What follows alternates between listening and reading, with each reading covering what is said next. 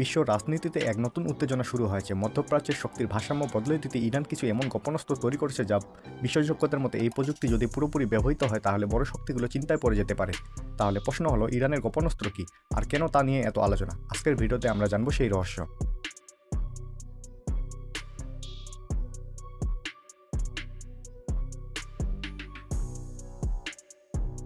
গত কয়েক দশক ধরে ধীরে ধীরে নিজেদের সামরিক শক্তির প্রযুক্তি উন্নত করেছে ইরান। বহু নিষেধাজ্ঞা থাকা সত্ত্বেও তৈরি করেছে নিজস্ব ড্রোন, ক্ষেপণাস্ত্র এবং প্রতিরক্ষা ব্যবস্থা।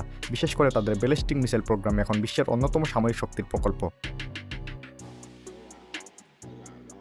বিশেষজ্ঞদের মতে ইরান এমন কিছু অস্ত্র তৈরি করেছে হাজার হাজার কিলোমিটার দূর থেকে লক্ষ্যবস্তুকে আঘাত করতে সক্ষম।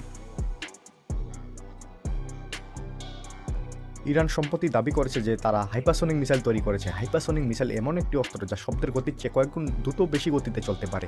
এই ধরনের মিসাইল প্রতিরক্ষা ব্যবস্থা এড়িয়ে লক্ষ্যবস্তুতে পৌঁছাতে পারে। এই প্রযুক্তি বর্তমানে খুব অল্প কয়েকটি দেশের কাছে আছে, তাই ইরান এই দাবি আন্তর্জাতিক বড় মহলে আলোচনা জন্ম দিয়েছে। ইরানের আরেকটি বড় শক্তি হলো তাদের ড্রোন প্রযুক্তি। তারা তৈরি করেছে এমন ড্রোন যা দীর্ঘ সময় আকাশে থাকতে পারে এবং নির্ভুল আক্রমণ করতে পারে।